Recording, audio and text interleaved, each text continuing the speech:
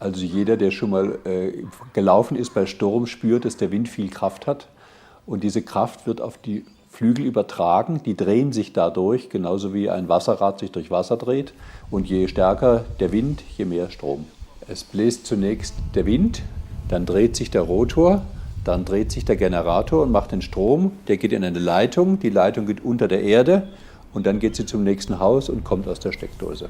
Deutschland hat das Ziel, die ganze Stromversorgung umzustellen auf erneuerbare Energien. Und innerhalb der erneuerbaren Energien ist die Windkraft mit Abstand führend. Und die Potenziale der Windenergie und die Preise für Windstrom sind so groß und so günstig, dass im Vergleich zu anderen erneuerbaren Energien die Windkraft ganz besonders wichtig ist. Wir brauchen alle, wir brauchen auch Sonne und Wind, aber Sonne und Wasserkraft, auch Biomasse, aber Windenergie hat ungefähr so viel wie alle anderen zusammen. Ein Datum ist zum Beispiel 2050, sollen 80% des Stroms aus erneuerbaren Energien kommen. Die Atomkraft hört in Deutschland auf, 2022 ist Schluss. Und wir hatten 24 Atomkraftwerke, wir haben jetzt noch 16 und es werden jedes Jahr weniger. Und 2022 ist dann alles vorbei. Unter den erneuerbaren Energien sind große Wasserkraftwerke und die Windkraft am preiswertesten. Die Kosten liegen zwischen 5 und 8 Cent pro Kilowattstunde.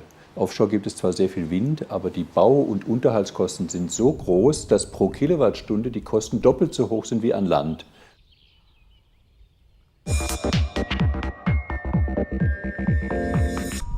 La energía mini-eólica, la gran desconocida de las energías renovables, tiene vocación de entrar en el entorno urbano. Es una tecnología que está muy poco desarrollada y es una tecnología que requiere seguramente de máquinas muy diferentes a las de gran eólica.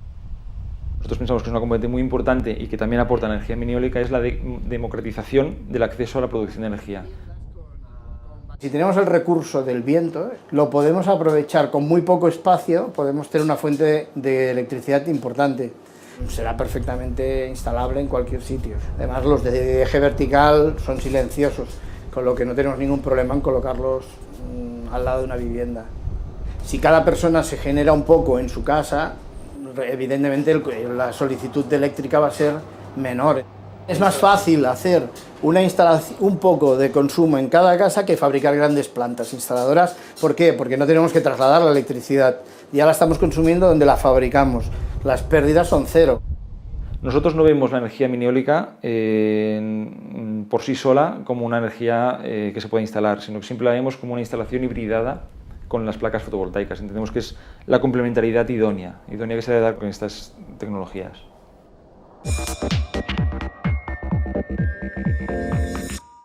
L'éolien offshore, c'est ce qu'on appelle l'éolien en mer. Utiliser l'énergie du vent pour produire de l'électricité et la ramener à terre. C'est beaucoup plus efficace qu'à terre parce que les vents sont meilleurs, ils sont plus fréquents, plus réguliers. Et l'éolienne, parce qu'il n'y a pas d'obstacle dans le relief, la mer est un espace très dégagé, elle va avoir une meilleure efficacité. Aujourd'hui, il n'y a aucune éolienne en mer installée en France. La France est une grande nation maritime. La France a aujourd'hui 6 champs à réaliser à l'horizon de 2020. Il y a 2 façades qui s'y prêtent, la Manche et la façade atlantique, en raison de la profondeur des fonds. La Méditerranée attendra l'épisode du flottant, c'est-à-dire que l'éolien flottant n'a pas besoin de fondation et peut se permettre d'être développé dans des mers plus profondes. Les parcs éoliens ne sont jamais très près des côtes. Pour avoir un vent plus fort et avec moins d'obstacles que ce que vous avez à terre, vous allez vous écarter un peu. Maintenant, les conditions de fond qui doivent être inférieures à 40 mètres de profondeur aujourd'hui, techniquement, font que vous êtes dans une zone du domaine maritime qui va être entre 10 et 20 ou 30 km en fonction des endroits.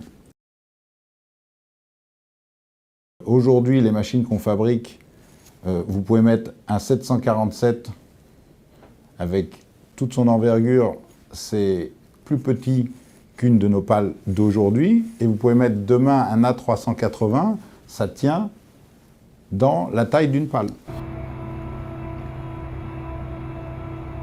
Aller en mer, ce n'est pas pousser des éoliennes qui ont été faites pour la terre un peu plus loin et les mettre les pieds dans l'eau.